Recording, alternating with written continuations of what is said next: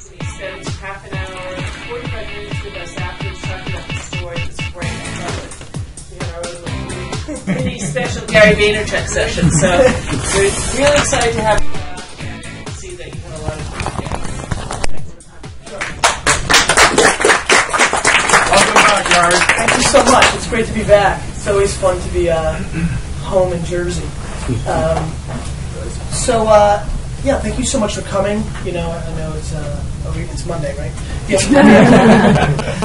Monday evening, thanks for stopping by. I'm very passionate about this book. Actually, when I signed a 10-book deal with HarperCollins, and which made a lot of noise. Obviously, it's a big book deal. The company I signed it with was actually Harper Studios, which is different than Harper Business. And Harper Studio was a really interesting idea, more rev share, less upfront money for authors, more rev share on the back end. So it was great for publishers who absolutely get murdered as a business model, giving away big bonuses and then the books don't sign. And it's good for authors that are willing to think that they're going to work hard and sell books, like me, because you can make more financial return on the back end. And I enjoyed that. And at the time, the gentleman who really had the passion for it went on to a different division, and HarperCollins has decided to close it. And so my contract was null and void, and I signed a new deal with Harper Business. And it's interesting because when I signed a deal, you think you have so much to say, and nobody feels like they can talk more about more things than me. But it's funny. I'm actually not relieved because I really enjoy the process of book writing, and obviously sharing some of the things that I think are coming. But I definitely feel some happiness because I think I want to take a break. I feel it's super important to talk about something and not just write a book for the sake of writing a book. And this one specifically, I have a gut feeling is going to sit in my heart for a long time and probably be the one that I look back on the fondest, because I think what's interesting about this book is that it's extremely practical as a book. I believe it's extremely relevant to how business is being done today, but it's still something a lot of people don't see. I'm very lucky that I get to be an edge case kind of guy. DNA-wise, it's the way I've always been. I sold my entire baseball card collection, which was my first business when I was 12. I had this huge business. I used to do shows at like the Raritan Expo Center in Edison, and Phillipsburg Mall out west, and Bridgewater Mall, and Middlesex Mall, and used to do all these baseball card shows. And then when I was 14, 15, in the height of my baseball card business, when I was making $2,000 a weekend, the most that I was making, I went into a show the day before. I was super excited. I went into a show, and literally 2 hours into the show, I sold my entire collection for like 70 cents on the dollar because I felt that the market was changing. I literally, by standing in the Hillsborough fire station in New Jersey, could taste the market moving. And I've literally lived my whole life like that. That is why I do think I can buy the New York Jets and do all the things I want to do, because when you understand when the market's moving and you understand it early and you're willing to execute against it, you have an opportunity to make things happen. It's the reason my father's business, I was able to make an impact. For some of you may not know, my family owns the wine library in Springfield, Short Hills, Millburn area of New Jersey. I came into my dad's business and I didn't care about liquor and beer, and that's what we did, but I could taste that wine was starting to get collected, which spoke to me at that time because that's all I cared about was collecting. And I built that business, and more importantly, I think where my business really took off was when I went all in on Australian and Spanish wines in a world that was really focused on Bordeaux and California wine, and that was a big boom for us. I also launched WineLibrary.com. To launch a .com for a liquor store in New Jersey in 1997 was very, very early, and my dad deserves a lot of credit for allowing me to do some of my crazy stuff. The reason I'm probably sitting here today was because I innovated again 8 years later when I started Wine Library TV, which is a wine video blog that I did every single day for the last 5 years.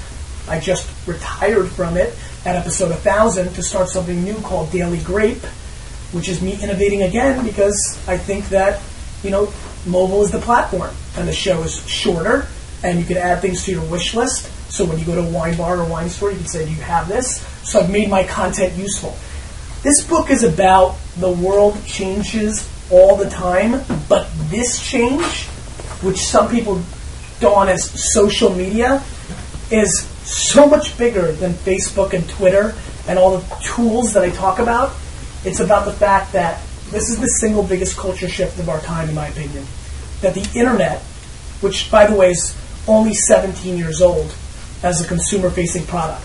It's only been 16, 17 years since we were all spammed by AOL with CDs in the mail to get us online.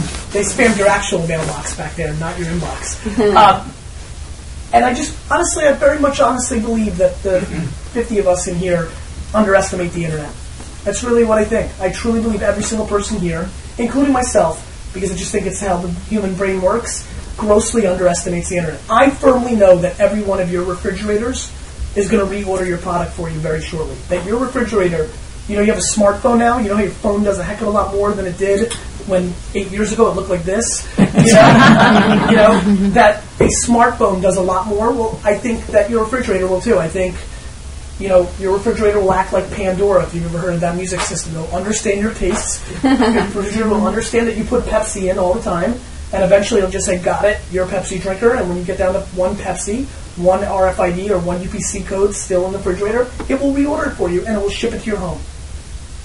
And I got to be honest with you. You know who's going to be in trouble? Costco and Walmart. And my bank.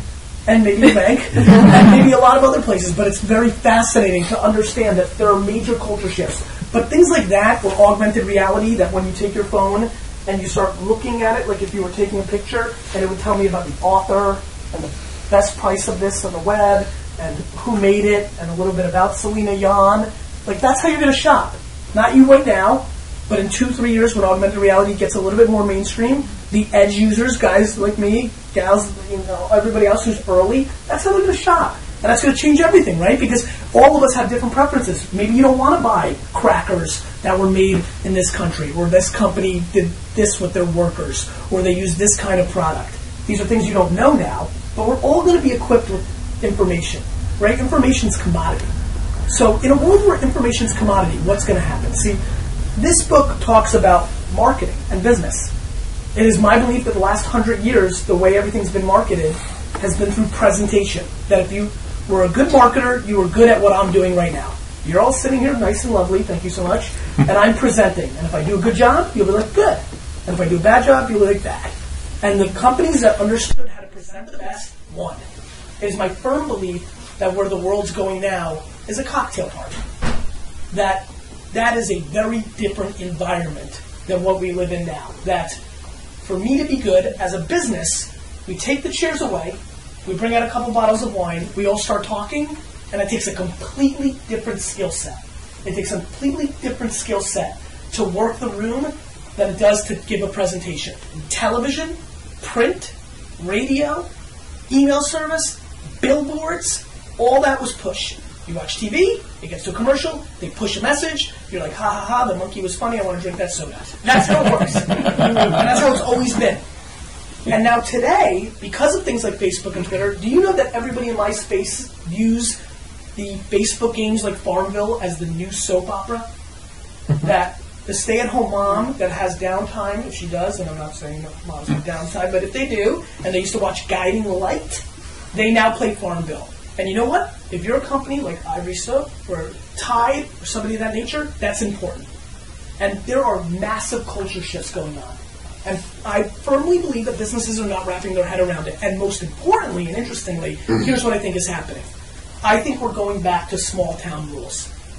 I think that we've just lived through the greatest era of big box stores. That it will never be better than it's been for Walmart and Costco and Target than it has been just now and probably for a couple more years. That this is the greatest era they'll ever have. Because what happened is, in the 20s and 30s, we all lived in small towns, and then the suburbs started happening. And we started separating ourselves. And our collective consumer voice got fragmented.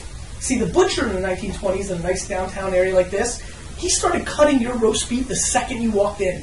Because he knew who you were, and he probably would have asked you a question about Skippy's baseball game on yesterday. Everybody knew everybody's business. It was small. It was tight. I believe that that's being replicated by technology. That the reason Skippy gave such great customer service, or excuse me, the butcher to Skippy's mom or dad, was because if he did a bad job, that she was going to tell everybody at the PTA meeting. that everybody in town would know if he didn't do a good job. And then he would pretty much get cut out. They'd go a little further away if they had to, and eventually he'd have to be out of business, and somebody else would come in. Or there'd be two, and one would win. That the battles of small-town business were so different. And that's why I actually firmly believe, DNA-wise, that our grandparents are more prepared to be successful in business in 2012 and beyond than we are. Because this is a very different generation. That customer service has completely gone away. And actually, the things I talk about in the Thank You Economy go way beyond just customer service. Right now, every single person's business or genre of business is being talked about online to the tune of hundreds, if not thousands of comments per minute, per hour, depending on what you're in. And what I find is that a lot of people think this whole social media revolution doesn't impact their business. You know, I hear so many things like, well, Gary, I didn't grow up with this, so I don't understand it. You grew up with this. I didn't grow up with this. I didn't grow up with a computer. The most computer savvy I was I had Nintendo. You know, I didn't grow up with a computer. I wasn't tech savvy. It's not how I rolled. You didn't grow up driving a car, but you figured it out. This is not something that's about age. This is about DNA and mentality. This is a major, major culture shift. And I firmly believe that what we're looking at is going to impact every single person's business life that's here or anywhere in the world.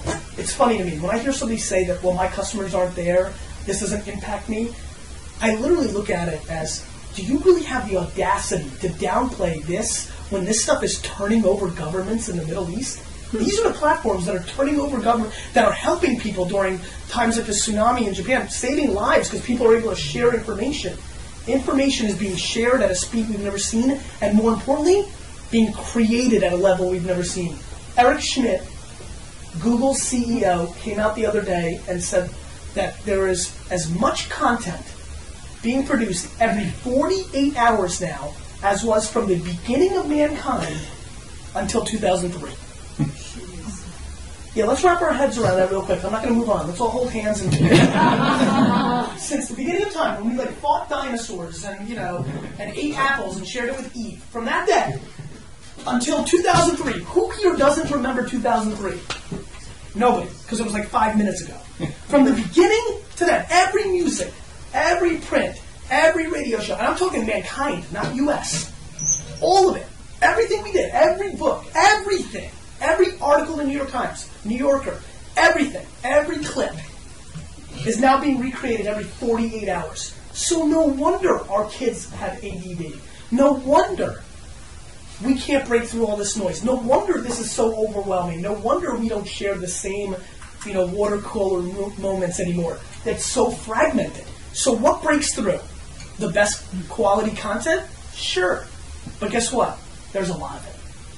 There's a whole lot of it. So what breaks through, in my opinion, is Thank You Economy principles, where the intent of the business and the execution of the business cares about the end consumer. What I talk about in this book, and what my brother AJ and I do with our clients at Vaynermedia, like Campbell's and the NHL and some of these corporate clients. So I've done it as an entrepreneur, I've done it in a small business environment, and now we're dealing with Fortune 500 companies that have billion-dollar issues, is very simple. And it's by the way, it's extremely scary. It's called one-on-one marketing. And one-on-one marketing is scary because it doesn't scale. Big companies are scared of it because they're used to spending $3 million on a TV commercial, and their message is out, and you're done, and you're on your way, and hopefully the creative's good, and you're good. Small companies, when I tell them about this, when they listen to what I have to say, are scared because they ask me when they do their real job. Wait a minute, Gary, you want me to engage for 5 hours on Facebook, Twitter, Tumblr, YouTube, all these products? When the heck am I going to do my real job? When am I going to actually practice law? When am I actually going to sell the drugs, the pharmaceutical drugs? When am I going to actually cut the flowers or serve the wine or serve the food?